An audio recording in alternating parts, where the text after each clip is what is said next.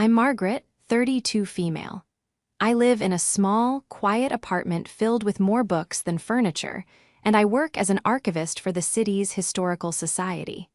It's a peaceful life, one I've carefully built for myself, far from the constant noise and judgment of my family. For years, I believed that keeping a polite distance was the key to survival. But I was about to learn that sometimes, the only way to deal with people who consistently underestimate you is to give them exactly what they think you deserve, with a price tag they never saw coming. Before this story unfolds, I'd love to connect with you. Please let me know in the comments where you're watching from and what time it is in your corner of the world. It's amazing to see how far these stories can travel. The phone call from my sister, Olivia, came on a Tuesday afternoon. It was a rare enough event to be startling.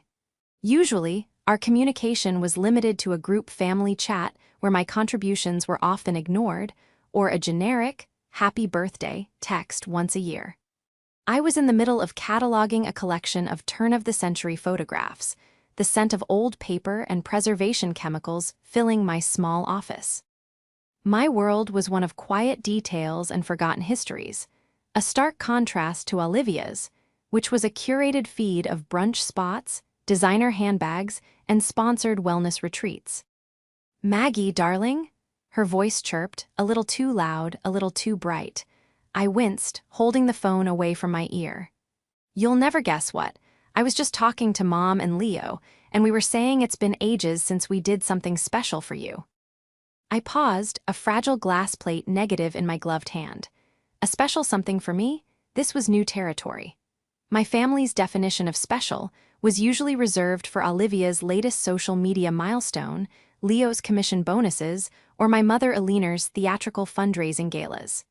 I was the reliable, boring wallpaper in the background of their vibrant, chaotic lives. "Oh," I said, my voice carefully neutral. I've learned over the years that showing too much emotion, whether excitement or skepticism, was like handing them ammunition. "Yes, you got that promotion a few months ago, right? Head archivist?" She said the title like it was a quaint, dusty relic she'd just discovered. "We never properly celebrated you. It's just dreadful of us. So we've booked a table for Friday night at Aria, the new place downtown. It's supposed to be impossible to get into, but you know Leo, he has his connections." Aria, I'd seen articles about it. It was the kind of restaurant where the appetizers cost more than my weekly grocery bill, a place of minimalist decor and maximalist pricing. It was entirely their scene, not mine. A cold knot of suspicion tightened in my stomach, but I pushed it down. Maybe, just maybe, they were trying. People could change, couldn't they? Hope, I've found, is a stubborn weed. "Wow, Olivia, that's really thoughtful," I managed to say, the words feeling foreign in my mouth. "Of course, sweetie, we're family. We have to celebrate each other's successes, big or small." The condescending pat on the head was audible even through the phone. "So, Friday at 8. Dress nicely, okay? It's a very chic place." The implication was clear. Don't show up in your usual librarian cardigans and sensible shoes. I sighed internally. "I'll be there," I promised. The rest of the week was a low hum of anxiety. I told myself it was a genuine gesture. My promotion, while not flashy, was a significant achievement in my field. I was now in charge of preserving the city's entire documented history. It was important work, meaningful work, even if it didn't come with a commission or a sponsorship deal. Perhaps they had finally realized that. I even bought a new dress, a simple but elegant dark blue silk that felt both comfortable and appropriate. It was an investment, but I reasoned that if this dinner was a turning point, a step towards a better relationship with my family, it would be worth it. My father, David, called me the day before the dinner. He was the quiet dissenter in our family, a retired history teacher who understood my passion for the past. "Are you sure about this, Maggie?" he asked, his voice gentle. "You know how they can be." "I know, Dad, but Olivia sounded so sincere. Maybe they're finally seeing me as more than just their weird little sister." He sighed. It was a sound I knew well, the sound of a man who had chosen peace over confrontation for 40 years. "All right, Well, have a good time, and know that I'm proud of you no matter what. His words were a small comfort, a little life raft in the turbulent sea of my family's dynamics. On Friday, as I got ready, I felt a flicker of genuine excitement. I imagined us sitting around the table, laughing. I imagined them asking me about my work with real interest, listening to me talk about the fascinating things I discovered in the archives. I pictured a world where my brother didn't just see me as a convenient source for a loan he'd never repay, and my sister didn't see me as a social dead end. The fantasy was so pleasant, so warm, that I almost convinced myself it could be real. I took a rideshare to the restaurant to avoid the hassle of downtown parking.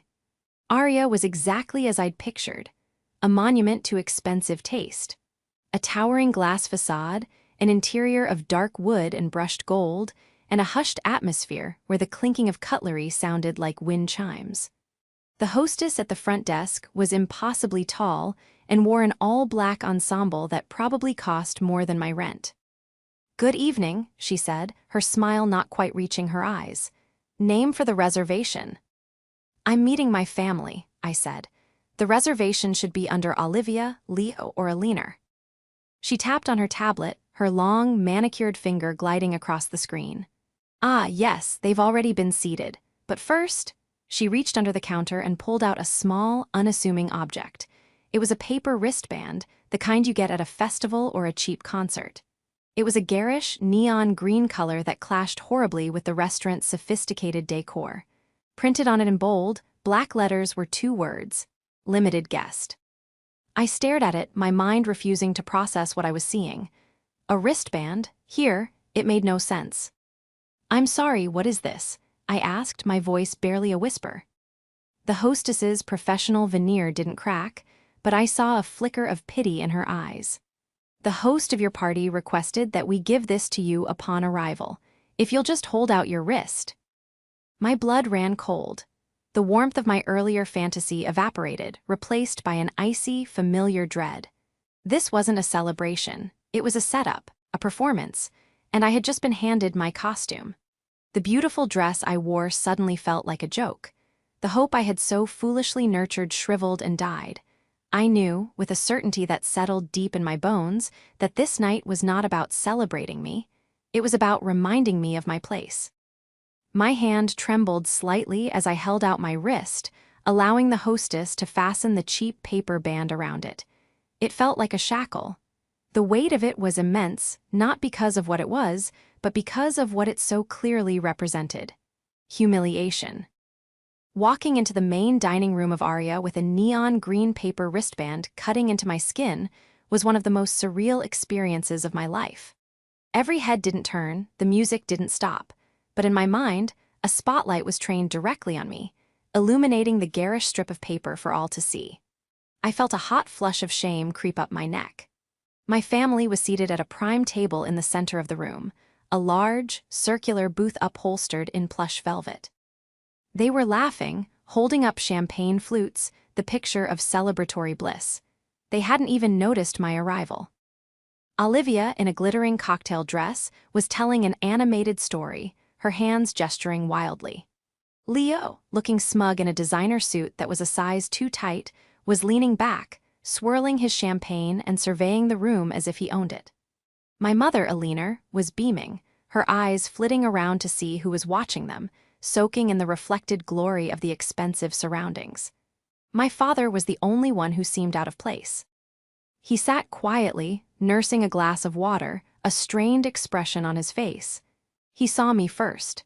His eyes widened slightly, and his smile faltered as he caught sight of the wristband. He looked down at his lap, a silent admission of his inability to intervene. As I approached the table, a waiter intercepted me. He was a young man with a kind, tired face. He glanced at my wrist, and his expression tightened with a professional, practiced neutrality. It was clear he'd been briefed.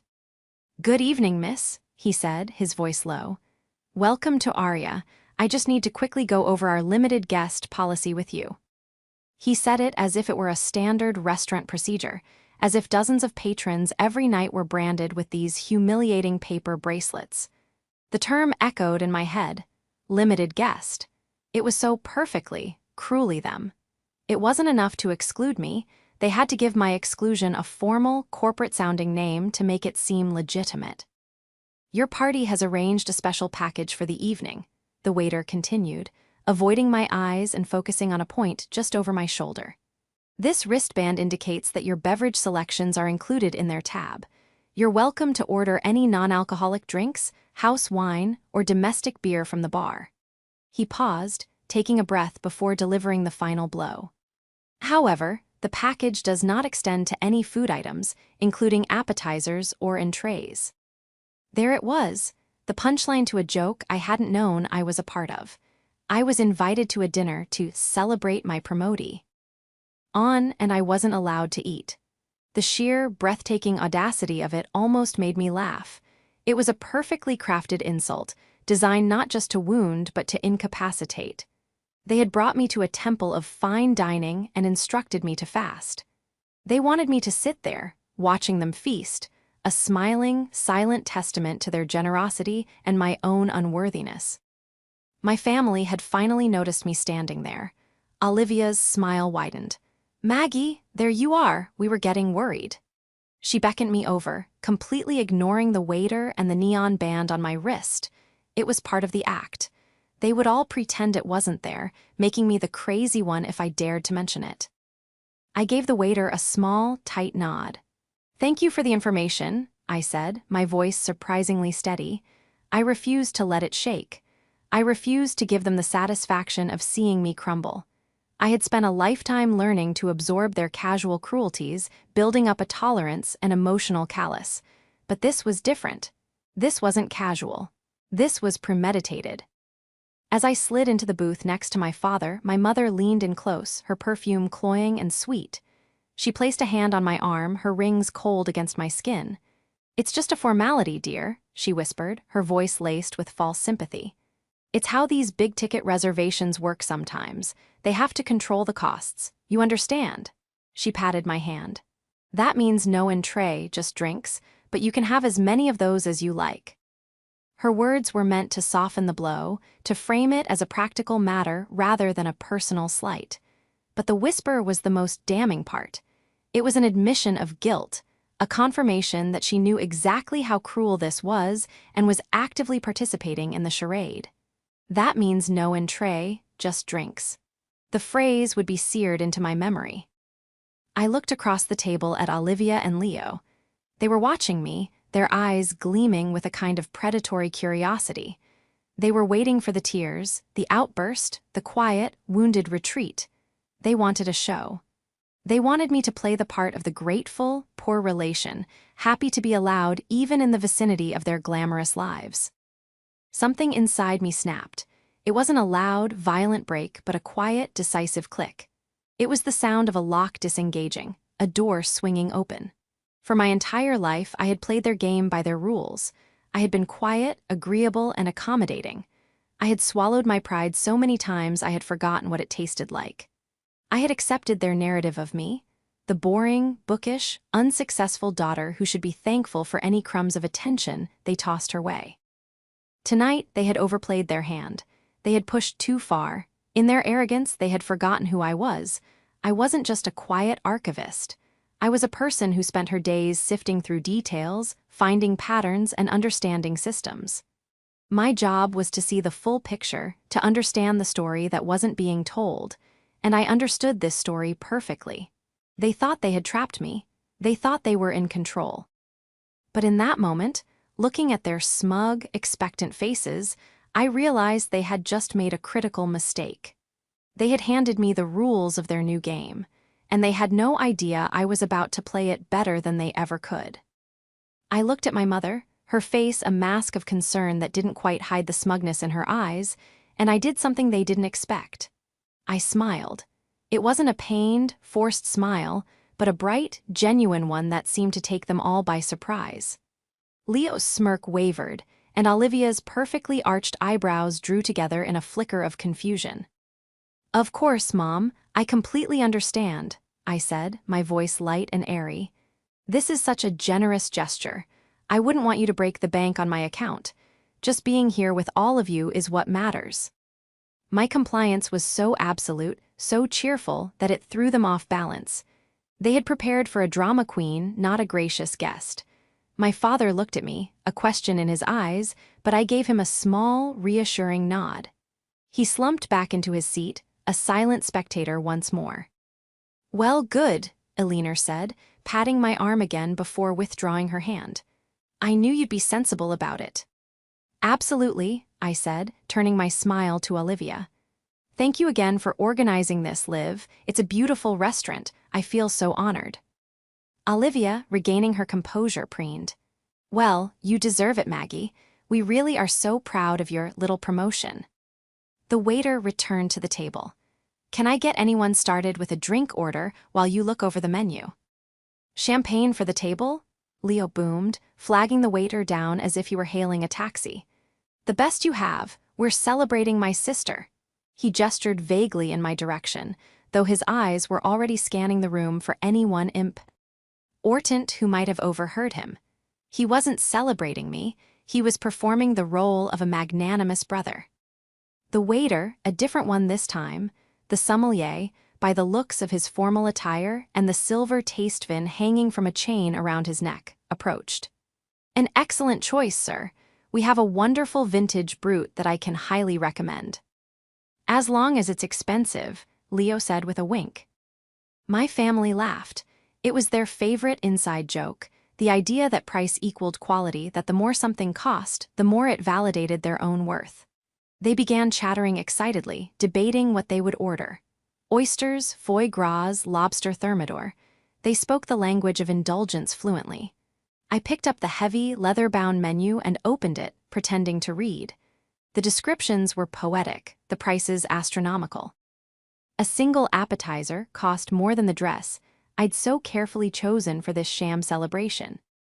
I sat there for a few minutes, listening to their conversation, a silent observer behind a pleasant mask. They talked about Leo's latest car sale, a convertible that cost more than my condo. They discussed Olivia's upcoming trip to Bali, which was, of course, a business expense for her brand. My mother chimed in with gossip about the other high society volunteers she worked with. They were a closed loop, a self-sustaining ecosystem of ego and materialism. My promotion, the supposed reason for this gathering, was never mentioned again.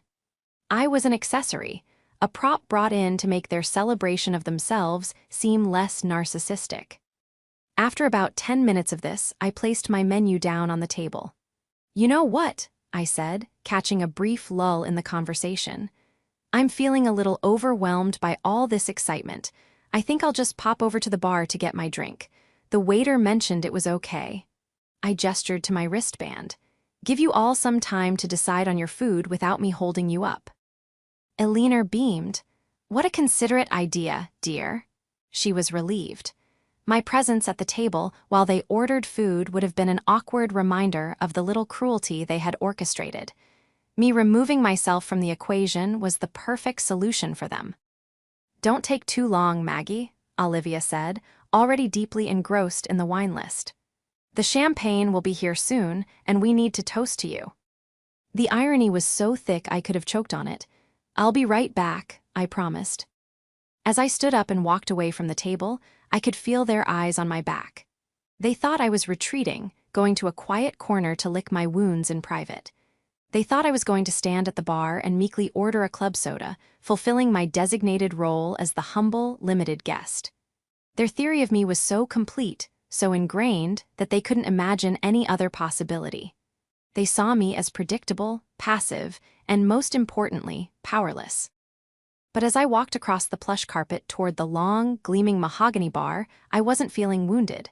I wasn't feeling powerless. I was feeling a clarity I hadn't experienced in years. The humiliation they had intended for me had backfired.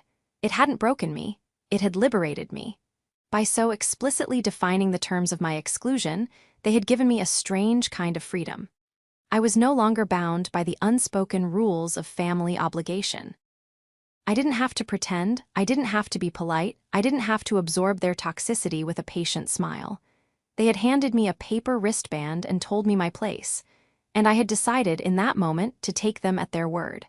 I was a guest. I was limited. But the limits, I was beginning to realize, were not nearly as restrictive as they thought. The smile on my face was no longer just a mask.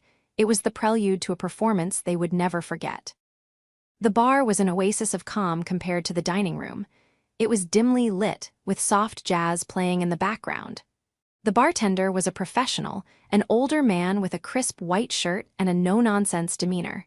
He was polishing a glass, his movements efficient and practiced. He looked up as I approached, his eyes flicking for a brief, almost imperceptible moment to the green band on my wrist. He knew the deal. "Good evening," he said, his tone perfectly neutral. "Good evening," I replied, sliding onto a bar stool. "Quite a system you have here." I held up my wrist. He gave a slight, non-committal shrug. "We accommodate our patrons' requests." "I'm sure you do," I said, my smile unwavering. "Well, my patrons have requested that I enjoy some drinks on their tab, and I am a very, very grateful guest."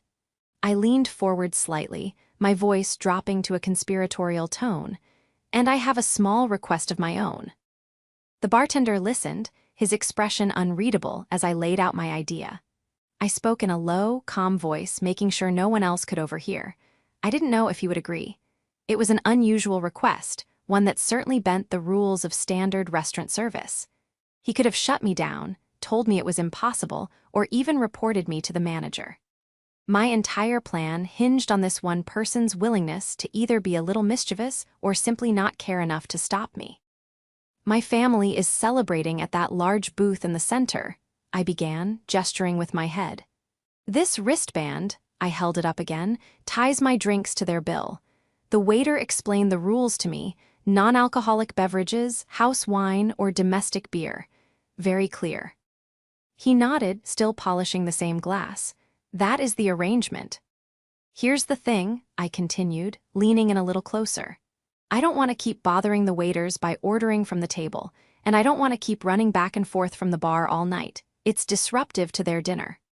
I framed it as a matter of politeness and consideration, an appeal to his sense of professional efficiency. "I was hoping you and I could streamline the process. My family is known for its generosity. They want me to have a good time." They insisted. I could see a flicker of understanding in his eyes. He'd seen families like mine before. He knew the dynamics without me having to spell them out. "So, what I'd like to do," I said, getting to the point, "is start a tab here with you. But instead of putting it on my card, you just link it directly to their table number. Table 12, I believe. That way I can order whatever I want from you throughout the evening, and it all goes onto one consolidated bill. It's simpler for everyone. I don't have to worry about what's house and what's not, and you can just charge their account accordingly. It's all coming from the same place, after all." I held my breath. It was a simple, logical-sounding request, but its implications were huge. The limited guest restriction was verbal, a rule conveyed by the waiter. It wasn't programmed into the point-of-sale system. The system only knew one thing: drinks for the person with the green wristband go on table 12's bill. I was gambling that the restaurant's digital infrastructure was not as nuanced as my family's cruelty. The bartender stopped polishing the glass. He set it down carefully on the counter. He looked at me, then over at my family, who were now laughing uproariously as the sommelier poured their expensive champagne. He saw Leo's flashy watch and Olivia's designer dress. Then his eyes returned to me, to my simple silk dress and the ugly paper bracelet. A tiny, almost imperceptible smile touched the corner of his mouth. "That makes perfect sense," he said, his voice flat, betraying no emotion. "Much more efficient." He turned to his computer terminal, typed for a few moments, and then swiped a blank card to open a new tab. "All right, miss. The tab is open and linked to table 12. What can I get for you to start?" A wave of triumphant relief washed over me. It was working. "Thank you," I said, my voice filled with genuine gratitude. "You have no idea how much I appreciate this." He just gave me a curt nod. "So, to start." I looked up at the rows of bottles behind him, a library of liquid possibilities. The house wine I was permitted suddenly seemed very, very unappealing. I think," I said slowly, savoring the moment, I'll start with a glass of the shade Audiaquum. The bartender's eyebrows shot up. For the first time, his professional composure was broken by a flash of genuine surprise. The shade Audiaquum wasn't just a fine wine, it was one of the most legendary and expensive dessert wines in the world. A single glass was a three-figure expense. An excellent choice, he said, recovering quickly. There was a newfound respect in his eyes. He clearly understood that this was no longer about getting a free drink. This was a statement. And please, I added, could you have it sent over to our table? I should probably go back and join them for their toast. Of course, miss. I slid off the bar stool, my heart pounding with a mixture of fear and exhilaration. I walked back to the table, my posture straight, my head held high. I felt like a spy returning from a successful mission behind enemy lines. I arrived just as the sommelier was finishing his pours. My family was so engrossed in their champagne that they didn't even notice the different, golden-hued wine being placed in front of me by a different server. There you are, Olivia trilled, raising her glass. Perfect timing, everyone a toast. She stood up a little unsteadily. To my dear sister, Margaret, we are also so proud of you and your career. May you continue to find happiness in the little things. Cheers. Cheers, they all echoed, clinking their glasses together. Leo slugged his champagne back like it was a shot of cheap liquor. I raised my own glass, the crystal heavy and cool in my hand. The wine inside it was the color of liquid sunlight. Thank you all so much, I said, my voice dripping with sincerity. To family. I looked each of them in the eye, for always giving me exactly what I deserve. I took a slow, deliberate sip. The wine was extraordinary. It was a complex explosion of flavor, apricot, honey, and something else, something I couldn't quite name. It tasted like victory. The best part was they were all so wrapped up in themselves, so convinced of their own cleverness that they didn't even notice what I was drinking. They saw me with a glass in my hand, playing my part, and their assumptions filled in the rest. To them, it was just a glass of cheap house white. They had no idea they had just bought me one of the most expensive drinks in the city. And the night, I thought to myself as I took another sip, was still young. The first hour of the dinner was a masterclass in my family's particular brand of oblivious self-absorption. With the initial toast to me out of the way, they considered their familial duty done. The conversation immediately veered back to their favorite topic, themselves. I sat back, taking small, appreciative sips of my celestial wine, and simply listened. It was like watching a nature documentary about a species I was related to but could no longer truly understand. Leo launched into a long, rambling story about a client who had tried to haggle over the price of a sports car. I mean, can you believe the nerve? He scoffed, gesturing with a breadstick he'd slathered in butter. If you have to ask the price of a V12 engine, you can't afford it. It's that simple. Some people just don't understand class. He took a large bite of the breadstick, chewing with his mouth open. Here was my brother, a man who still occasionally called our father for help with his rent, lecturing a table on the nature of class. Olivia, not to be outdone, began talking about her brand's new authenticity campaign. It's all about being real, you know, she said, while simultaneously taking a dozen selfies, angling her phone to find the most flattering light. People are tired of curated perfection. They want to see the struggle, the journey. She paused to edit one of the photos, applying a filter that smoothed her skin into an uncanny, poreless sheen. My followers really connect with my vulnerability. My mother, Eleanor, was in her element, name-dropping every person she'd seen at the restaurant. "Oh, look, there's Judge Abernathy," she'd whisper loudly. "And isn't that the woman who owns the boutique on Main Street? Her daughter had the most dreadful wedding, you know." She was the social commentator of their little universe, keeping score in a game only she seemed to be playing. My father, as usual, remained mostly silent, nodding along, his expression growing more tired as the evening wore on. He ate his appetizer with a quiet, methodical precision, his focus entirely on his plate. Meanwhile, I was playing a game of my own. Every 20 minutes or so, I would excuse myself from the table. "My, this wine is going right through me," I'd say with a light laugh, or, "I just need to stretch my legs for a moment." Each time, I would take a leisurely stroll back to the bar. My bartender, whose name I learned was Arthur, would see me coming and have a new suggestion ready. We developed a silent rapport. He understood the assignment perfectly. "The sommelier just opened a bottle of Screaming Eagle Cabernet," he murmured on my second trip. "The party at table 7 only wanted 1 glass each." This was one of California's most famous and expensive cult wines. A bottle could retail for thousands of dollars. "That sounds delightful, Arthur," I said. "Just a small pour. I don't want to be wasteful." He would pour the glass, add it to the ever-growing tab for table 12, and I would wander back, a new and priceless vintage in hand. They never noticed. They were too busy debating whether Leo should trade his luxury SUV for an even more luxurious one. On my third trip to the bar, I decided to be bold. "Arthur," I said, feeling a thrill of pure audacity, "my family is celebrating. It feels wrong that I'm the only one enjoying these lovely vintages. Perhaps we could send a little something to the table." Arthur raised an eyebrow. "What did you have in mind?" "They love champagne," I said, "and my brother believes the more it costs, the better it tastes. I saw you have a bottle of the 2008 Salon Le Mesnil Blanc de Blancs in the cellar display. I think they would adore that." Arthur's eyes widened almost comically. The Salon was a champagne of legendary status. It was a unicorn wine, produced only in the best years, and its price tag reflected that. It was well over $1,000 a bottle. "Are you sure, miss?" he asked, his voice low. "Positive," I said with a serene smile. "My sis. Ter said it was my celebration, and I want to share the joy. Just put it on the tab.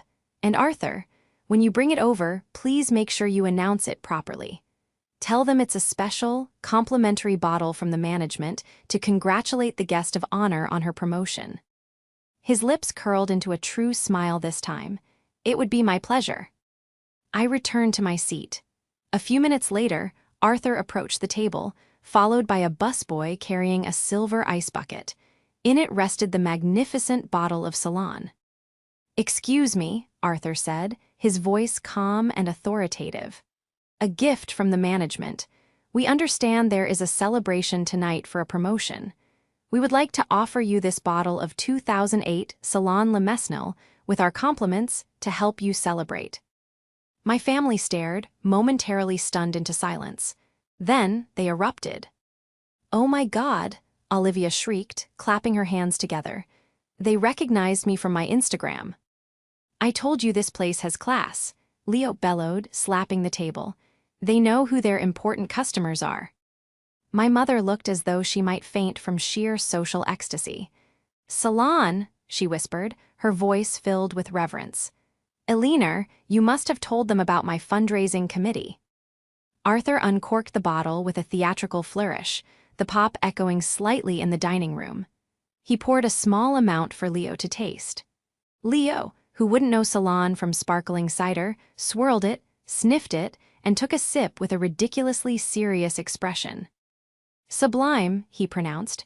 "Excellent notes of expensive." Arthur poured for everyone, his eyes meeting mine for a fraction of a second as he filled their glasses. He didn't pour any for me, which was part of the genius of it. It made the gift seem even more legitimate. They drank the champagne like it was water, their egos inflated with every bubble. They toasted me again, this time with genuine, if completely misguided, enthusiasm. They were toasting me, the guest of honor, whose celebration had just earned them a free bottle of $1,000 champagne. They had no idea that I was the one who had gifted it to them, using their own money. The taste of oblivion, I thought, must be sweet.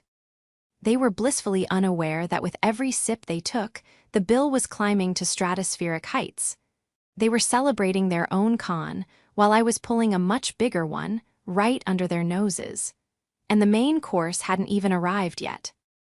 By the time their main courses arrived, a carnivalesque parade of perfectly seared steaks, delicate towers of seafood, and plates garnished with foam and edible flowers, my family was in high spirits. The $1,000 champagne, combined with the earlier bottle and the various glasses of wine they'd ordered, had lubricated their conversation and inflated their sense of self-importance to comical proportions. They were loud, laughing, and utterly oblivious. I, on the other hand, was a picture of serene moderation. I had nursed another glass of exquisite red wine that Arthur had recommended, a vintage Burgundy that cost more per ounce than silver, but I drank it slowly, making it last. I had to keep my wits about me for the grand finale. I politely declined offers of their food. "Oh no, I couldn't possibly," I'd say with a wave of my hand. "It all looks so rich. I'm perfectly happy just soaking in the atmosphere." My abstinence only seemed to enhance their enjoyment. It was as if my fasting sanctified their feasting. My empty place setting was a testament to their generosity. They had provided this wonderful experience, and my refusal of food was, in their minds, a sign of my simple tastes and humble nature, which only highlighted their own sophistication. The dinner conversation devolved further.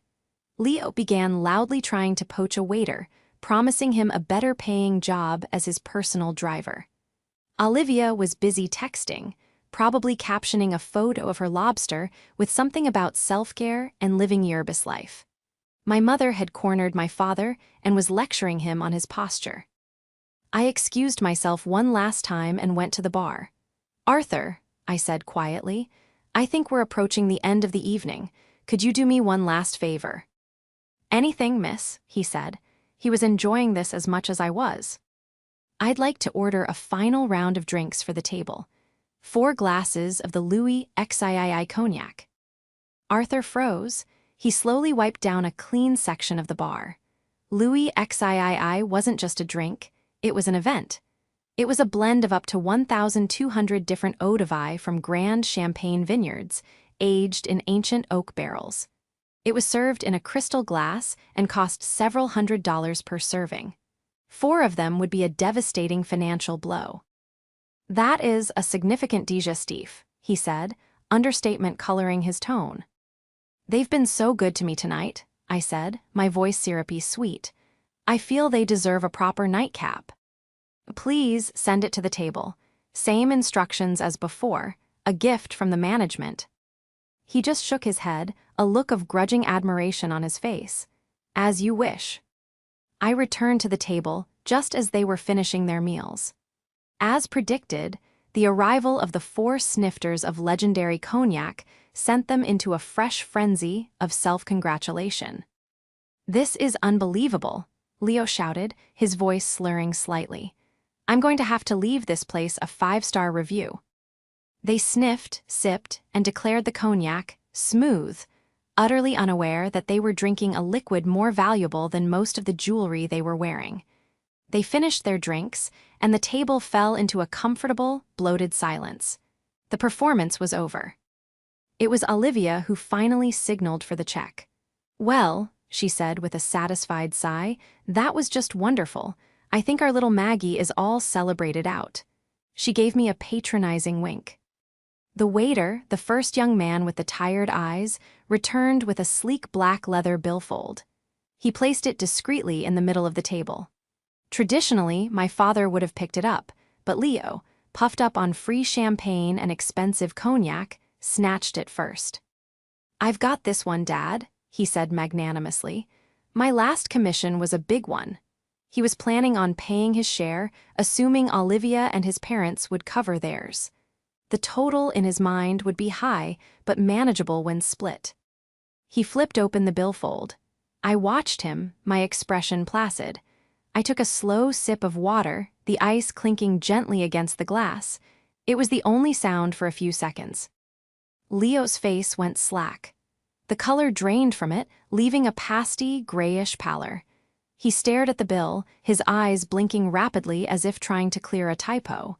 He looked at it, then looked up, his gaze darting around the table in confusion.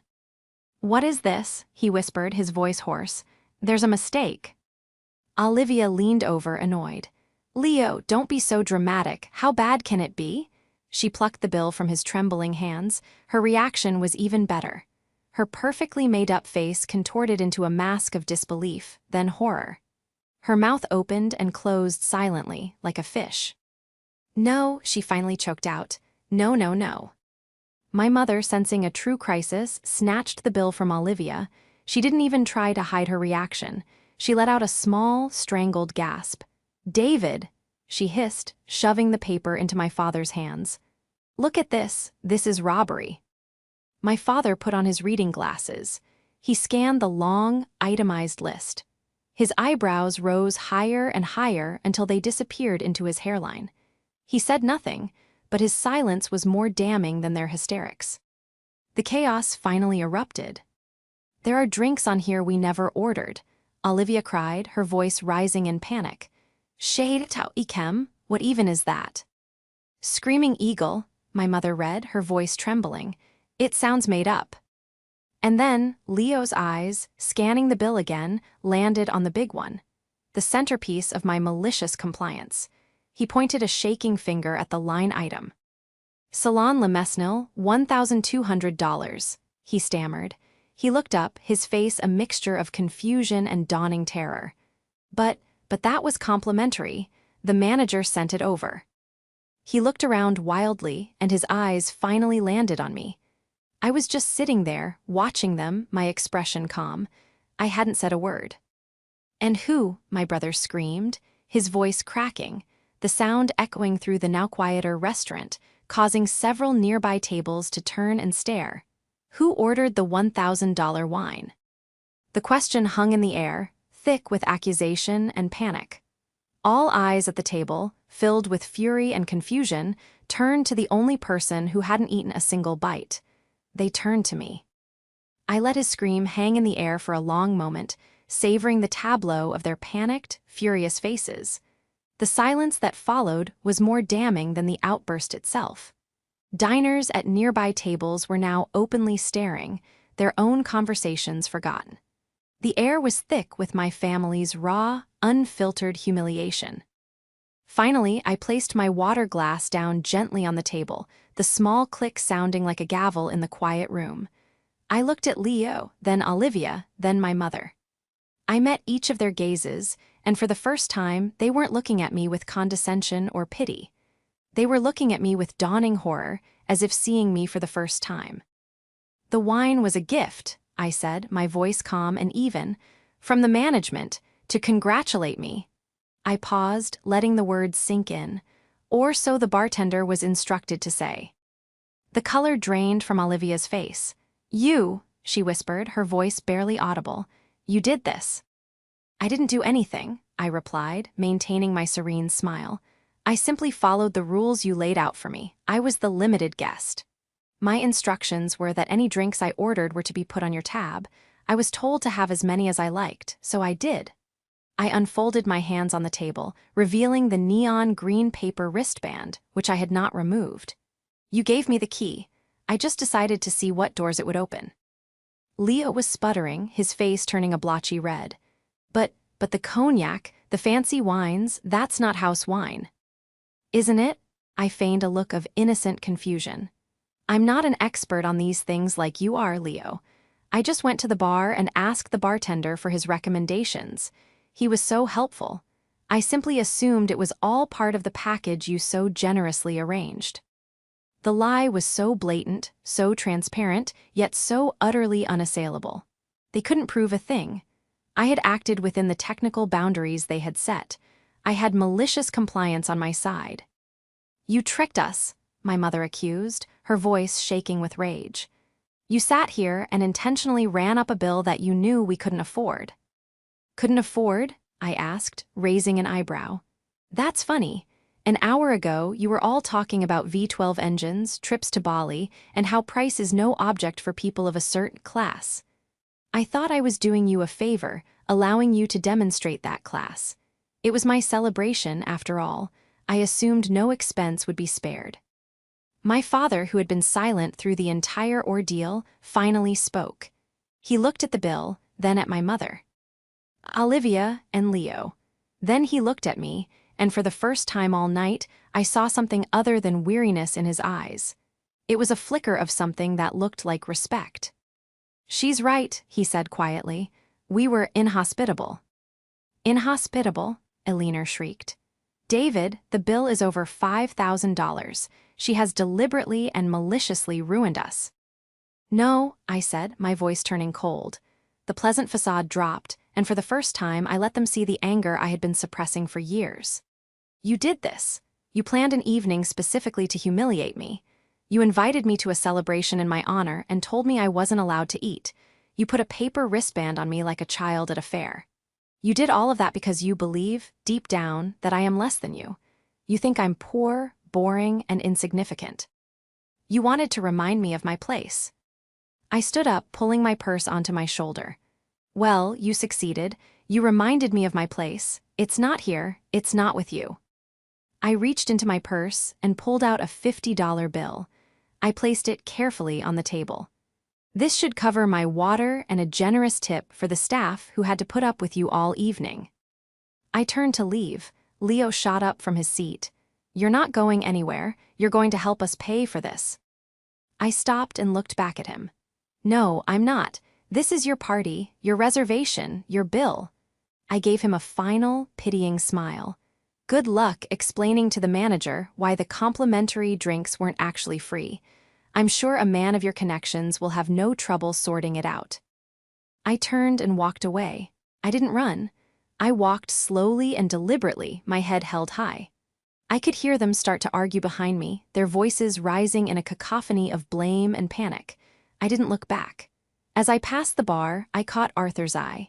He gave me a slow, deliberate nod, a gesture of solidarity from a fellow service industry professional who had seen it all. I nodded back. When I stepped out of the restaurant and into the cool night air, I took a deep breath. It felt like the first clean breath I had taken in years. I felt no guilt, no remorse. I felt light. I had not just settled a score, I had cauterized a wound. I had ended a lifetime of subtle and not-so-subtle abuse in the most spectacular way possible. I never found out exactly how they paid the bill.